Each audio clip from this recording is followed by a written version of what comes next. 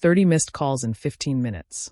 That's what exploded on my phone after her best friend delivered a single sentence. This is the story of how my wife's anniversary girls' trip ended our marriage. Stay with me until the end. You won't believe the courtroom finale. And please support our channel by subscribing and sharing. I watched Miranda walk out the door, her suitcase rolling behind her, heading to Vermont for her so-called anniversary getaway. She didn't even look back, just smirked and said, "You'll survive one weekend without me." Her words cut through me like a knife twisting in my chest. Once she left, the apartment felt silent, empty, almost lifeless, and I sank onto the couch, staring at walls that suddenly seemed too close, too cold. I thought about the years we had spent together, the plans we made, the quiet routines, and now it all felt meaningless. Every sound, every shadow reminded me that she was gone. I didn't feel relief or anger yet, only a hollow emptiness that settled over me like a heavy blanket. Outside, the world kept moving, oblivious, while inside, time seemed to slow. I tried to keep busy, scrolling through my phone, making coffee, pacing the small space. Anything to avoid thinking about what had just happened. The apartment echoed with memories I wasn't ready to face, and I realized that this weekend without her would feel longer than any I had ever known. A few days later, I found myself at a friend's backyard barbecue, trying to blend in while my mind kept replaying Miranda's departure. The laughter around me felt distant, like it belonged to another world. Ava, one of the few friends I still trusted, came over with a hesitant look on her face. She held her phone slightly out of my reach, and I knew from the way she hesitated that whatever she was about to show me wouldn't be good. "Liam, I don't know if you want to see this, but..." Her voice trailed off, almost afraid to finish the sentence. I leaned in instinctively, heart pounding. On her screen was Miranda. She was at some fancy resort, wearing a silky robe, her hair loose and glowing under the sunlight. But it wasn't just the picture, it was what she was doing. She was laughing intimately with a man I didn't recognize. His hand rested on her waist in a way that made my stomach twist. She looked into the camera, blowing a kiss, carefree, happy, as if the world was hers to enjoy while I sat back home alone. The caption beneath the story stabbed me further. "Guess who found vacation company?"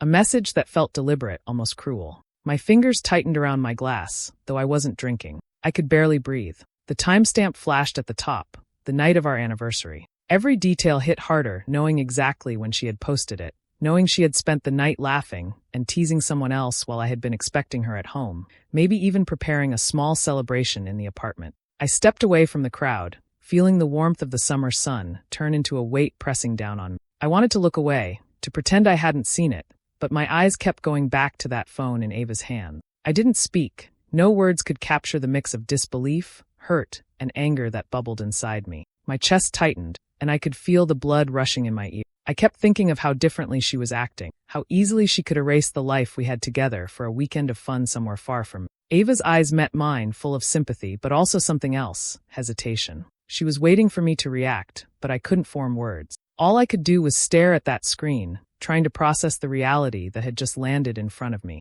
It wasn't just a betrayal.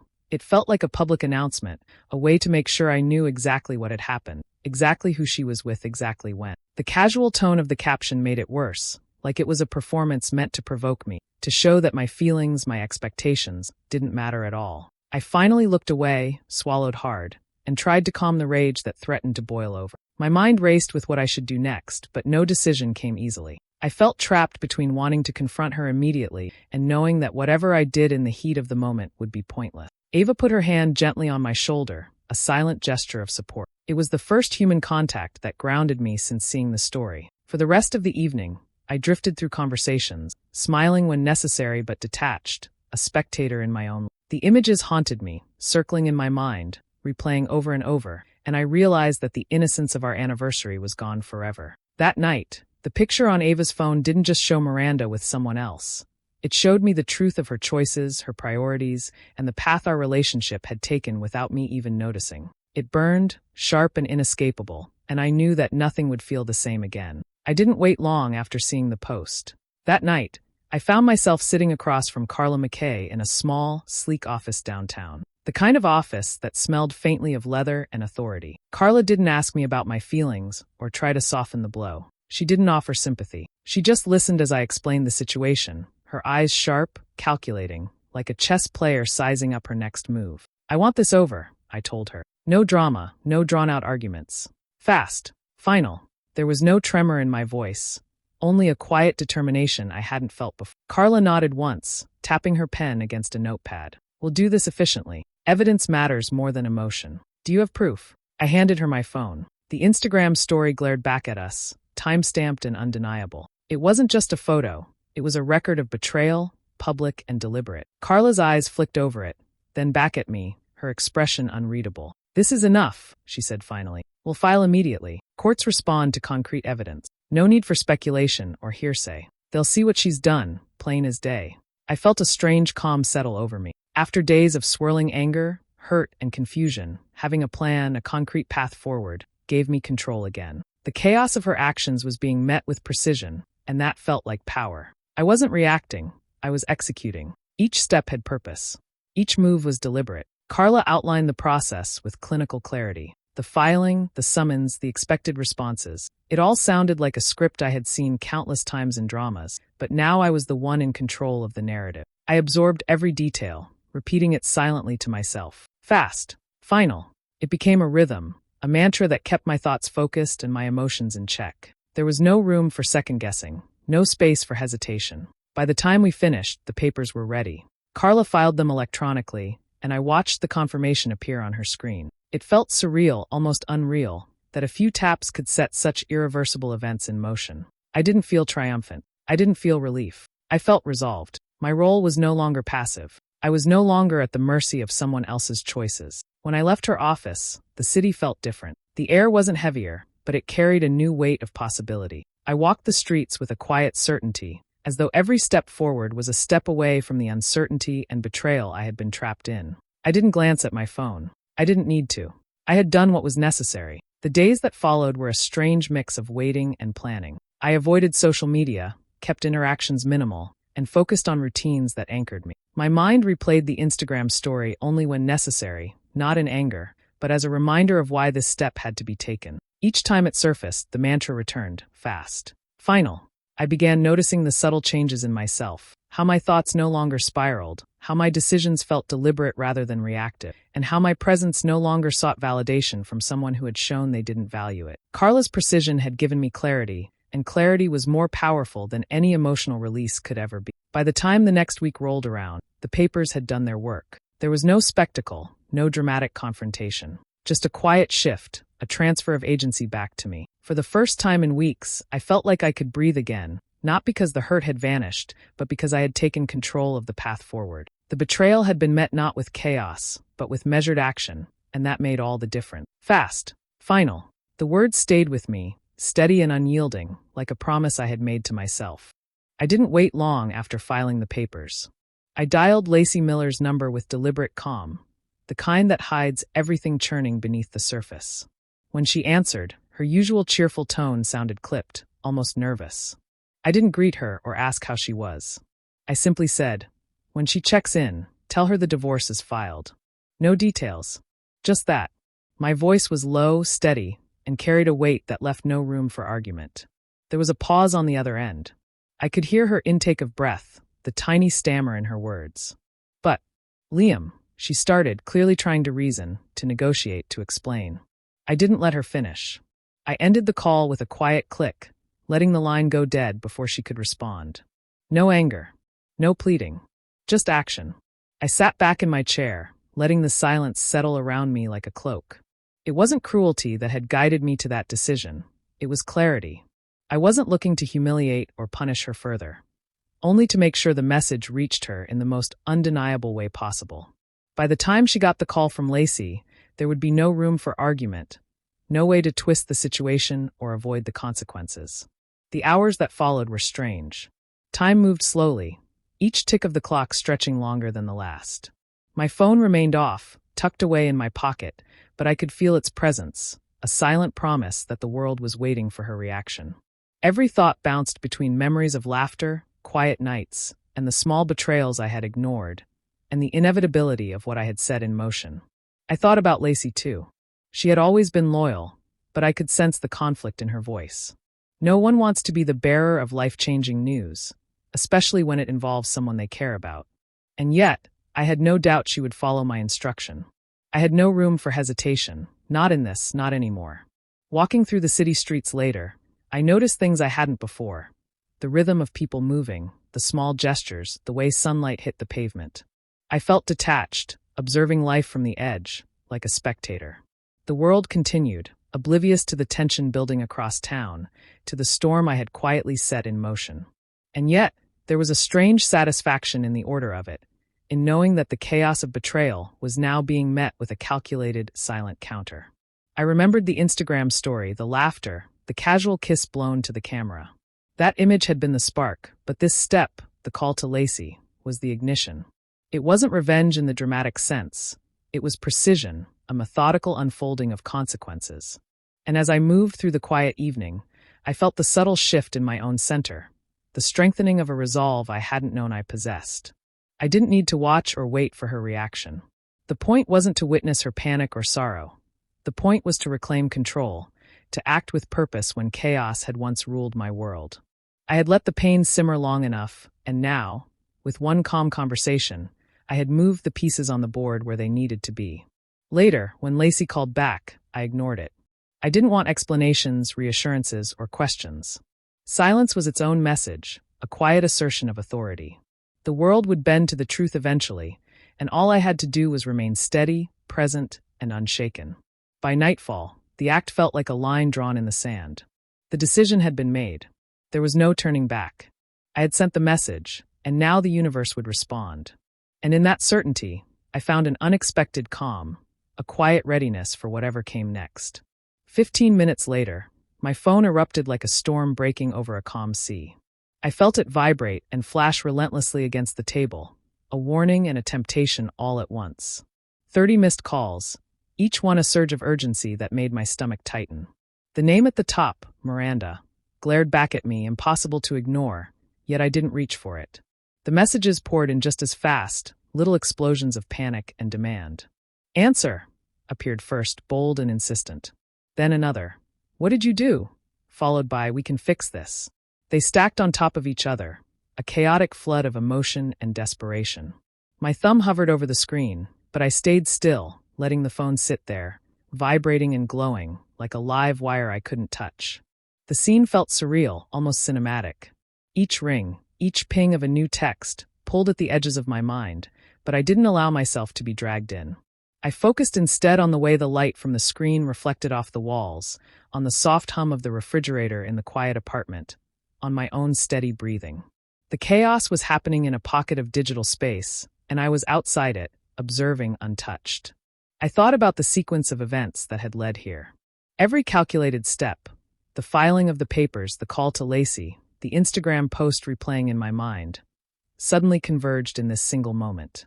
This was the peak, the eruption, the reaction I had anticipated but not wanted to witness directly. It was intense, almost overwhelming, yet strangely satisfying to know that the truth could no longer be avoided. The phone flashed again, a new text appearing almost immediately after the last. Each one a little more frantic, a little more raw, pleading, accusing, panicked. I imagined her pacing in the hotel room, shaking with disbelief, realizing that nothing she said or did could erase the evidence. Nothing could rewind the chain of events she had set in motion. My fingers stayed on the table, relaxed, unmoving. I didn't reply, didn't call back. I let it be, a silent statement louder than any words could convey.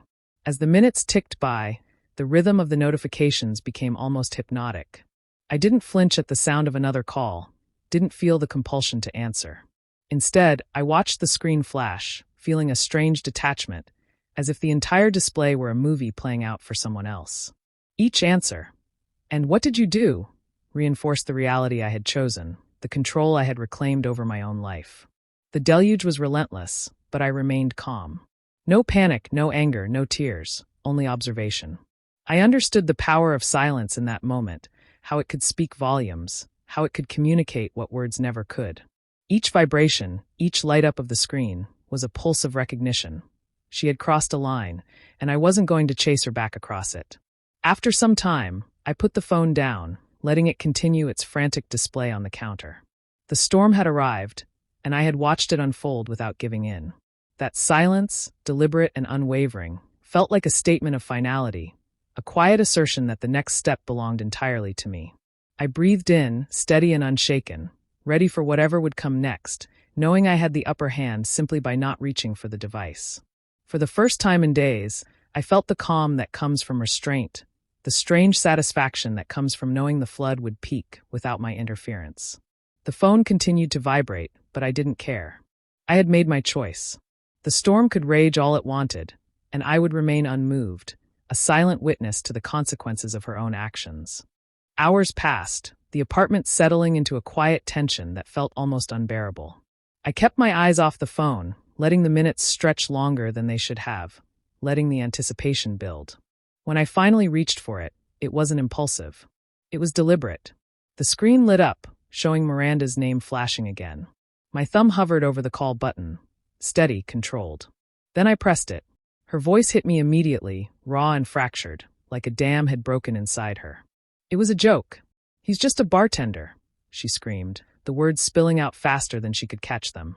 I could hear the trembling, the panic, the disbelief in her tone. Her voice cracked again as she continued. "You're throwing away 8 years over nothing?" It was frantic, pleading, desperate. But I stayed silent for a heartbeat, letting her words wash over me without responding. I noticed the small details, her breathy sobs, the edge of hysteria in her laughter, the way her voice wavered between anger and desperation. It was all there in the sound, all the proof I needed that the storm I had been holding at bay had arrived in full force. And yet, I didn't waver. I didn't try to soothe, to justify, to explain. My grip on the phone was firm, my mind clear. Finally, I spoke, each word measured, deliberate, icy in tone. "You posted it. On our day. We're done." I didn't raise my voice, didn't plead, didn't allow emotion to seep in. There was no argument, no negotiation. My words were simple, final, like a door closing in slow motion, but with absolute certainty. Each syllable carried the weight of every decision I had made, every calculated step I had taken since that first Instagram story appeared. She didn't answer at first, only gasped, a high-pitched intake of air that seemed to catch in her throat. I could hear her trying to compose herself, the shaky inhale and exhale, the frantic mutter of something I couldn't quite catch. The sound of her sobbing, the raw edge of panic, it all filled the line, but I remained unmoved. The power in that moment wasn't in yelling back, wasn't in trying to defend or explain. It was in staying still, in letting the truth of her own actions land without interference. I didn't say anything else. There was no need. My final words hung in the air between us, sharp and unyielding. The silence that followed was heavy, oppressive even, but it was deliberate. I could hear the quiet sniffles, the tremor in her voice as she processed the gravity of what I had said. And then, without another word, I let the line go dead. I hung up mid-sob, letting the sound of her despair fade into nothing. The phone was still warm in my hand as I set it down, the screen going dark.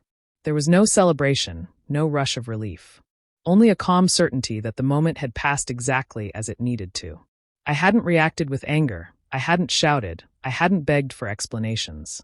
I had simply stated the truth, unflinching, and let the consequences take care of themselves. I sank into the chair, closing my eyes briefly, letting the stillness settle around me. Outside, the world continued unaware of the turmoil I had just endured and orchestrated. Inside, I felt the first real sense of control I had known in weeks. It wasn't triumphant, it wasn't joyous.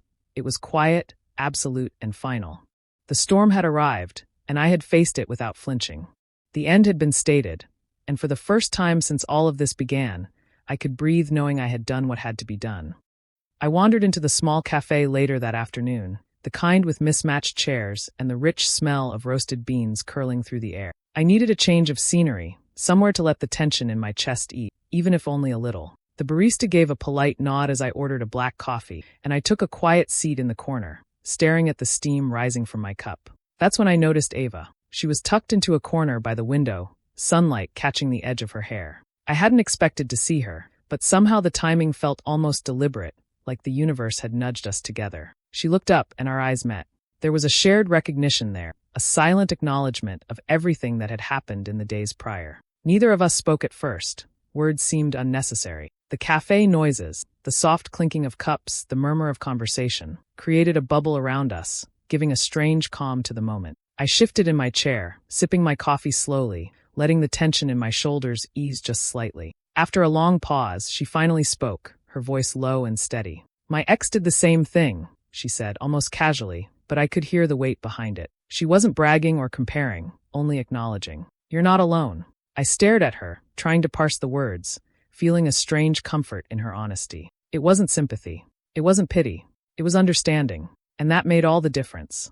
We leaned into the conversation carefully, each word chosen with thought rather than impulse.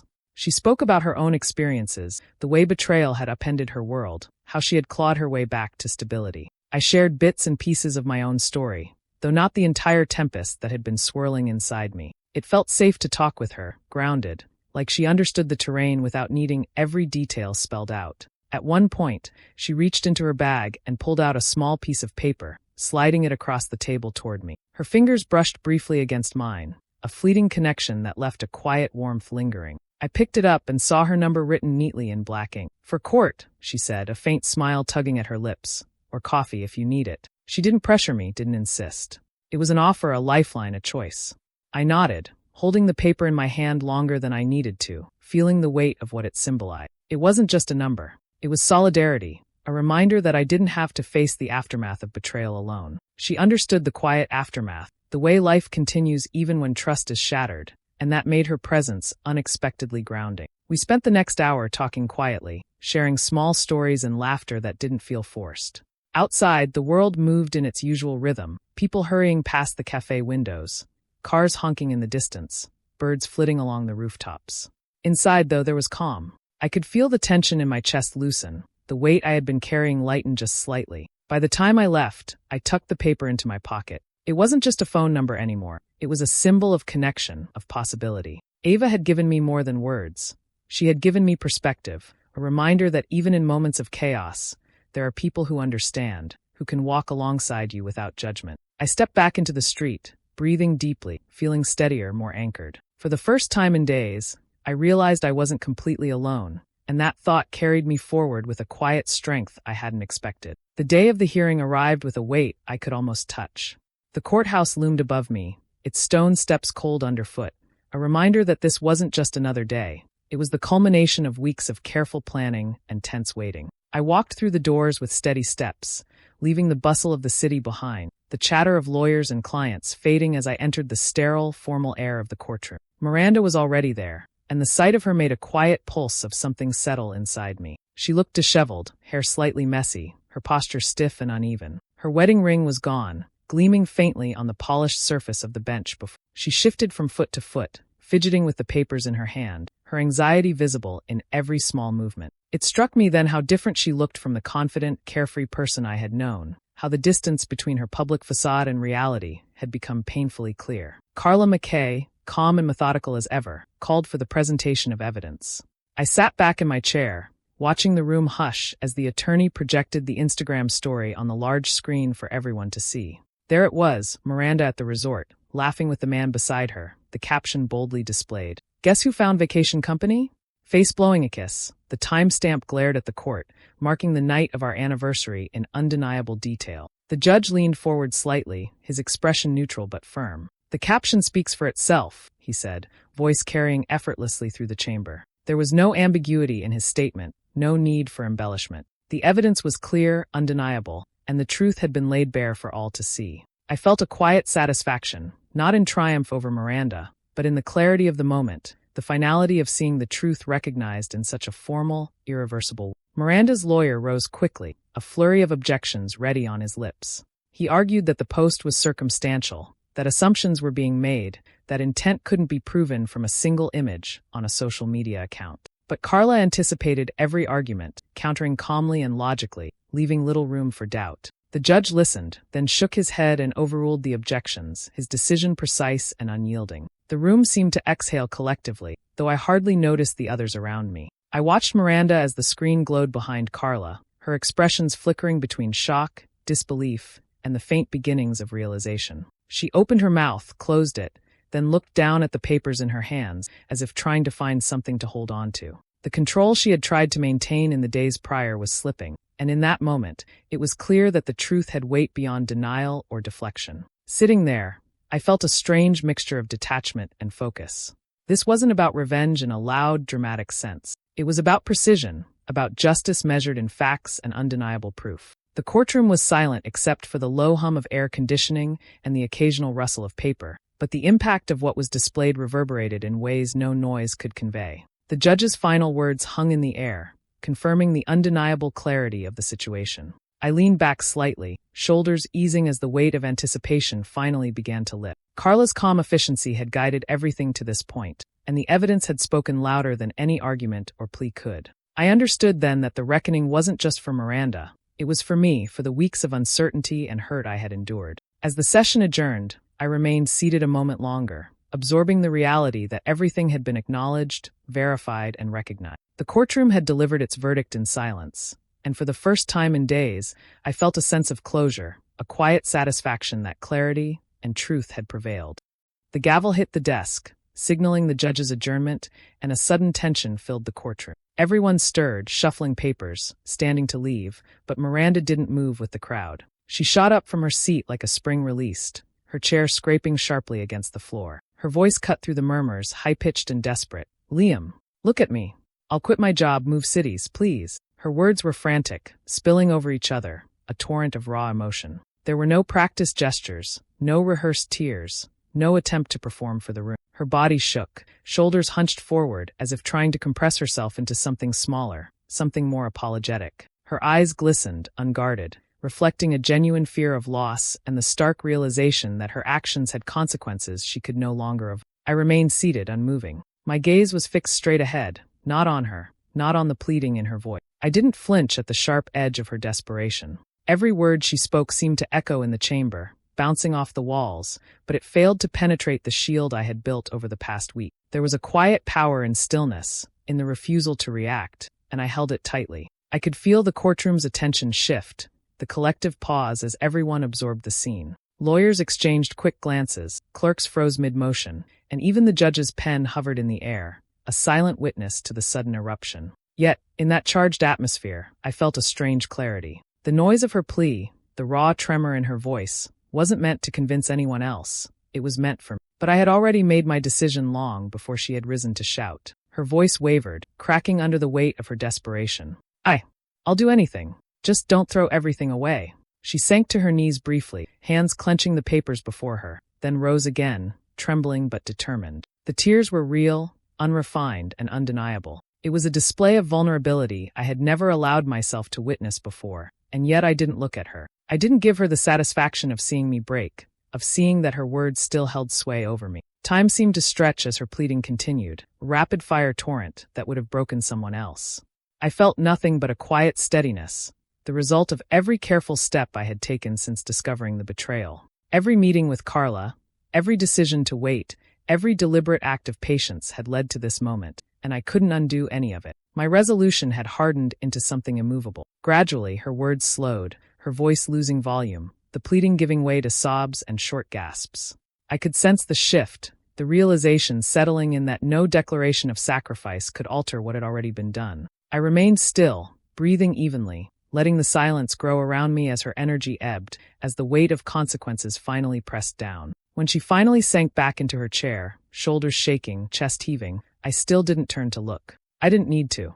The room seemed to exhale with her, the tension draining slowly, and yet I stayed seated, resolute. In that quiet, immovable stance, I felt the finality of my choice crystallize. Her last plea had passed, and it had changed nothing. I stood slowly as the others began to leave, my movements calm and deliberate. I didn't glance at her. I didn't acknowledge the trembling figure left behind. The air felt lighter somehow, filled with a quiet certainty. For the first time since everything began, I felt unshaken, in control, and at peace with the conclusion. The plea had been heard, and the answer was silent. I rose from my seat slowly, feeling the solid weight of the moment beneath me. The courtroom seemed to blur around the edges as I made my way toward the door, each step deliberate, measured. The gavel, the papers, the murmurs, all of it faded into a background. I had said what needed to be said, done what had to be done. There was no turning back, no lingering hesitation. The air outside the courtroom felt different already, charged with possibility. Ava was waiting at the door, calm, steady, a quiet anchor in the chaos that had consumed the morning.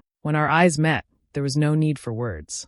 She simply extended her hand, and I took it, fingers intertwining naturally, a grounding force that reminded me I wasn't alone anymore. For the first time in weeks, I felt the tension in my shoulders ease, the tight knot in my chest loosening just slightly. We stepped out together, moving past the rows of empty benches, past Miranda's shattered form slumped in her chair. She didn't look up, didn't call after us. There was nothing left to say. I didn't glance back. I didn't need to.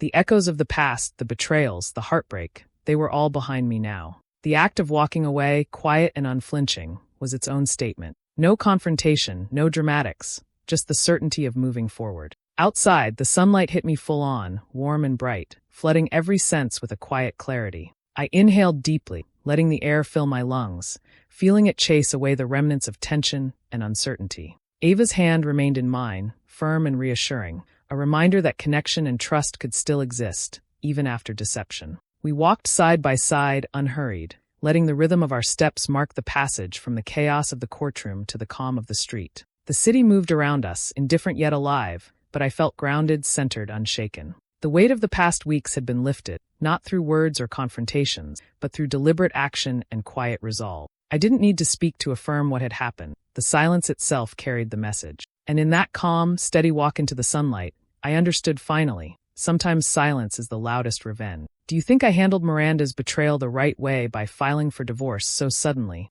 or should I have given our marriage another chance? I'm really curious to hear your thoughts. Drop them in the comments below. And if you want more gripping stories like this, make sure to subscribe and hit the notification bell so you never miss an update.